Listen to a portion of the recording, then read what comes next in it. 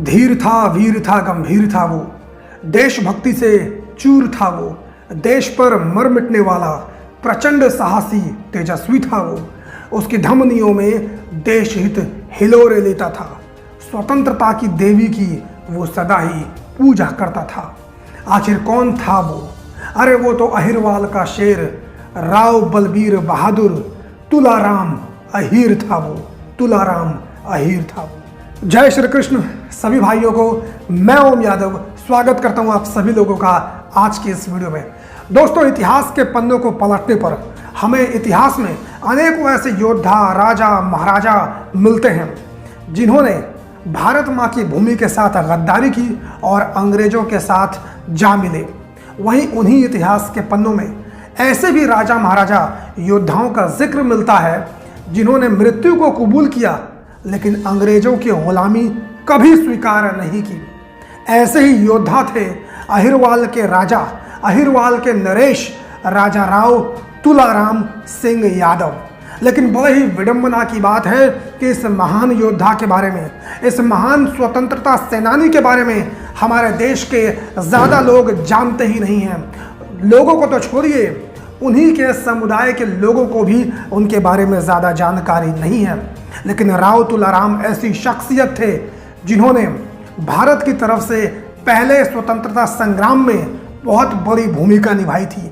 तो आज के इस वीडियो में मैं आप सभी के बीच में हाजिर हूं राव तुलाराम का इतिहास लेकर, और आप सभी लोगों से मेरा अनुरोध है कि इस वीडियो को अंत तक जरूर देखिएगा। तारीख थी 9 दिसंबर 1825 की, जब हरियाणा राज्य के रेवाड़ी जिले में यादव राज घराने में एक बालक का जन्म होता है।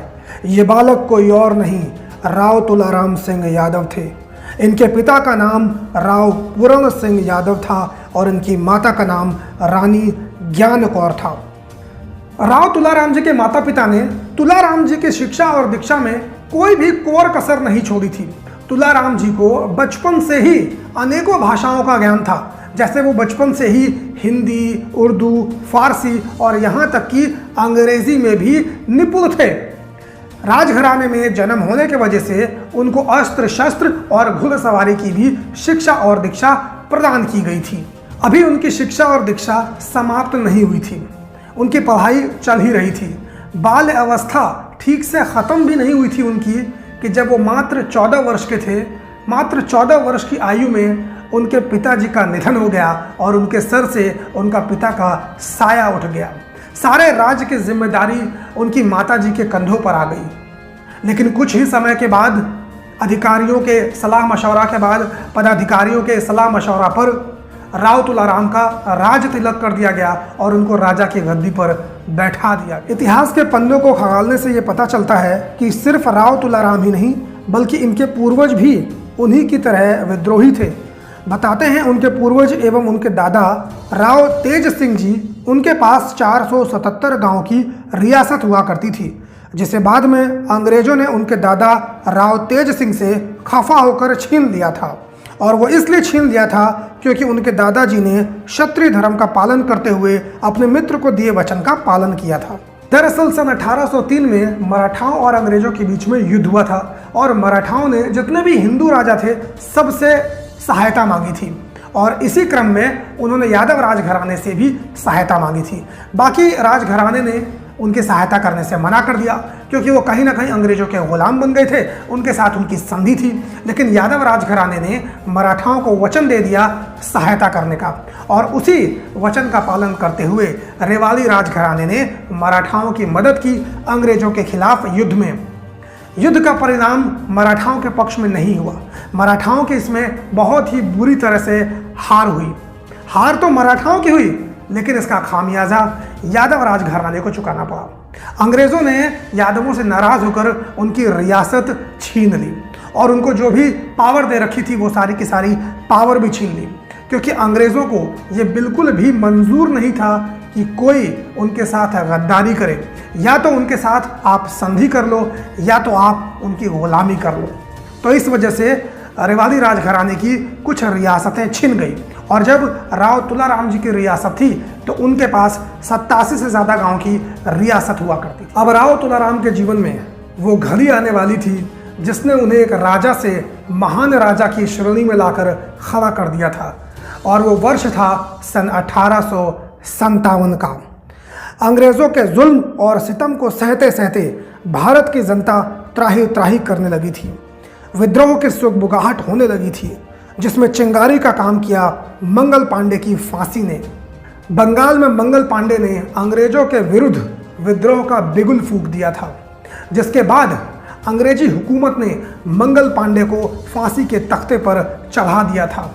जैसे ही मंगल पांडे की फांसी की खबर देश भर में फैली, देश भर में क्रांति की अलग ही लहर उमड़ पड़ी, और इस लहर की चिंगारी में अनेकों योद्धाओं ने जन्म लिया, जैसे रानी लक्ष्मीबाई, तात्या टोपे, मुगल बादशाह बहादुर शाह जफर। ये सभी लोग इस क्रांति में कूद पड़े। जब पूरे देश में क्रांति हो रही थी, तो रेवाड़ी के राजा यदुवंशी योद्धा राव तुलाराम कैसे पीछे हट सकते थे। वो भी इस स्वतंत्रता संग्राम में कूद पड़े। स्वाधीनता की वास्तविक लड़ाई मेरठ से शुरू होती है। मेरठ में अंग्रेज शासकों का एक बहुत बड़ा सैनिक अड्डा था। मंगल पांडे की मृत्यु से सैनिकों में भारी असंतोष और विद्रोह की भावना ने जन्म ले लिया था। इसे जरूरत थी एक ऐसे शख्स की जो इसका नेतृत्व कर सके, और ये काम संभाला राव तुलाराम जी के चचेरे भाई राव कृष्ण गोपाल देव ने। राव कृष्ण गोपाल देव उस समय मेरठ में कोतवाल के पद पर तैनात थे। राव कृष्ण गोपाल ने विद्रोही सैनिकों को एकजुट किया और अंग्रेजों के ऊपर धावा बोल दिया। विद्रोह इतना खतरनाक था कि सैकड़ों की संख्या में अंग्रेजी सैनिक और अफसर मौत के घाट उतार दिए गए। विद्रोही सैनिकों ने बंदी बनाए गए 85 साथियों सहित अन्य 800 अन्य कैदियों को भी छुड़ा लिया। राव कृष्ण गोपाल ने बड़ी ही मुस्तैदी से अंग्रेजी सैनिकों का सामना किया और फिरंगी सेना को बुरी तरह पराजित कर दिया। इसके बाद राव कृष्ण गोपाल अपनी बहादुर सेना के साथ रेवाड़ी पहुंचे, और जैसे ही राव तुलाराम को इस बात की सूचना मिली कि राव कृष्ण गोपाल ने इस तरह का बहादुरी का कारनामा किया है और वो अपनी सेना के साथ रेवाड़ी पहुंच रहे हैं, तो राज के सम्मान के साथ राव कृष्ण गोपाल का स्वागत किया गया, और उस समय राव तुलाराम को बहुत ही ज़्यादा गौरवान्वित महसूस हुआ। विद्रोह के कुछ दिनों बाद ही रेवाड़ी के अंदर राव तुलाराम ने स्वतंत्रता संग्राम की आग को तेज कर दिया। राव कृष्ण गोपाल को अपनी सेना का सेनापति नियुक्त कर दिया और अपने राज्य की जनता को अंग्रेजों के विरुद्ध लड़ने के लिए साहस पैदा करने लगे। 17 मई 1857 को 500 यादवों की फौज ने तहसील मुख्यालय पर धावा बोल दिया। तहसीलदार और थानेदार को बाहर निकालकर तहसील के खजाने और सरकारी दफ्तरों आदि पर कब्जा कर लिया। राव तुलाराम ने सैन्य शक्ति को मजबूत बनाने के लिए रामपुर में तोप, बंदूक, गोला बारूद बनाने का कारखाना स्थापित किया। अब राव तुलाराम की बढ़ती ताकत और बगावती तेवर को देखकर अंग्रेजी हुक्मरान हैरान रह गए। अहिर शक्ति को नष्ट करने के लिए 2 अक्टूबर 1857 को जनरल सोबर्स के नेतृत्व में फिरंगियों की एक शक्तिशाली सेना रेवाड़ी पर आक्रमण के लिए भेज दी गई।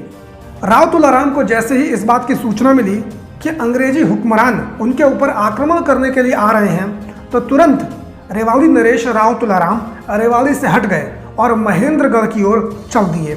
वो महेंद्रगढ़ के किले से अंग्रेजों से मुकाबला, अंग्रेजों से युद्ध करना चाहते थे, क्योंकि रेवाड़ी का किला अंग्रेजों से युद्ध करने के लिए सक्षम नहीं था। लेकिन महेंद्रगढ़ के राजा ने तुलाराम जी की सहायता नहीं की। उन्होंने राव तुलाराम को अपना किला देने से इनकार कर दिया, मना कर दिया, क्योंकि महेंद्रगढ़ का राजा अंग्रेजों के साथ मिला हुआ था। लेकिन इसके बावजूद तुलाराम जी ने हार नहीं मानी और युद्ध का मैदान नसीबपुर को बनाया। अंग्रेजी सेना के नसीबपुर पहुंचते ही राव साहब ने धावा बोल दिया और भीषण लड़ाई शुरू हो गई। देशभक्त सेना का आक्रमण इतना भयानक था कि ब्रिटिश सैन्य व्यवस्था अस्त व्यस्त हो गई। 3 दिन तक चले इस भीषण युद्ध में नसीबपुर की धरती खून से लाल हो गई थी। अंग्रेजी सेना में त्राही त्राही मच गई। उनको प्राण बचाना मुश्किल हो गया। इस युद्ध में शामिल अधिकांश गोरे मारे गए और जो बच गए वो भाग खड़े हुए। राव तुलाराम की जीत लगभग तय ही मानी जा रही थी, लेकिन कहते हैं ना, दुश्मन ना करे वो काम दोस्त ने किया है। बिल्कुल ठीक यहाँ पर वही होने वाला था। जब दिख रहा था कि तुलाराम की सेना अंग्रेज़ों के ऊपर भारी पड़ रही है, तो अपने ही देश की सेनाओं ने अंग्रेज़ों की मदद की, जिसमें नाभा, कपूरथला, जींद, पटियाला की फौजें थीं, जिन्होंने अंग्रेज़ों की इसमें सहायता की। अब देखते ही देखते दृश्य बदल गया था। राव तुलाराम की सेना हारने लगी और अंग्रेज हावी होने लगे। राव तुलाराम के सेनापति सहित कई पदाधिकारी इस युद्ध में मारे गए। अंत में अंग्रेजों की इसमें जीत हुई और राव तुलाराम जी को हार का सामना करना पड़ा। लेकिन इसके बावजूद राव तुलाराम जी हार नहीं माने। कोई और होता तो शायद हार मान लेता। अंग्रेजों ने उनकी रियासत भी छीन ली, लेकिन उनको भारत की आज़ादी से कुछ और कबूल ही नहीं था। राव तुलाराम जी अंग्रेजों की आंखों में धूल झोंककर झांसी की रानी से मुलाकात करने चले गए। वहां उनकी मुलाकात झांसी की रानी से और तात्या टोपे से हुई। उन्होंने भारत को आज़ाद कराने के लिए रणनीति पर चर्चा की और ये तय हुआ कि राव तुलाराम विदेशों से सहायता मांगने के लिए जाएंगे। आप ये कह सकते हैं कि राव तुलाराम जी पहले भारतीय दूतावास थे जो विदेशी धरती पर गए थे भारत के लिए सहायता मांगने के लिए। राव तुलाराम जी ईरान होते हुए रूस गए, वहाँ के राजा से सहायता मांगी, लेकिन किसी ने भी उनकी सहायता नहीं की। उसके बाद वो अफगानिस्तान गए। वहाँ पर मोहम्मद खान ने तुलाराम जी का राजकीय सम्मान किया, उनका स्वागत किया, सत्कार किया, लेकिन सहायता उन्होंने भी नहीं की। लेकिन कुछ समय के बाद उनको दो बहुत ही दुखद खबर सुनने को मिली। एक, रानी लक्ष्मीबाई जी को मार दिया गया और दूसरा, तात्या टोपे को फांसी पर चढ़ा दिया गया। यह खबर सुनकर तुलाराम जी का हौसला टूटने लगा और इसी बीच अफगानिस्तान में एक महामारी फैल गई, एक बीमारी फैल गई और उस बीमारी का शिकार तुलाराम सिंह भी हो गए। मोहम्मद खान ने उनका बड़े से बड़ा इलाज कराया, लेकिन वो बच ना सके और अंत में 23 सितंबर को उनकी मृत्यु हो गई, जिसे हरियाणा में हम शहीदी दिवस के नाम से मनाते हैं। मात्र 38 वर्ष की आयु में तुलाराम जी का देहांत हो गया था। इतने महान योद्धा थे राव तुलाराम जी, लेकिन कितनी विडंबना की बात है कि आज जो उन्हीं का समाज है उनको जानता ही नहीं है। तो आप सभी लोगों से मेरा आग्रह रहेगा कि इस वीडियो को आप लोग सभी यदुवंशियों तक, सभी देश के लोगों तक पहुंचा दीजिए और आप लोगों का ये दायित्व तो बनता है कि आप लोग ये काम करें। वीडियो आपको अच्छी लगी हो तो लाइक ज़रूर कर दीजिएगा, कमेंट करके अपनी राय ज़रूर दीजिएगा और शेयर करना तो बिल्कुल मत भूलना। और नए हो, पहली बार आए हो तो सब्सक्राइब कर लेना, बेल आइकन को प्रेस ज़रूर कर लेना। आपसे मुलाकात करूंगा अगले वीडियो में, तब तक के लिए धन्यवाद। जय हिंद।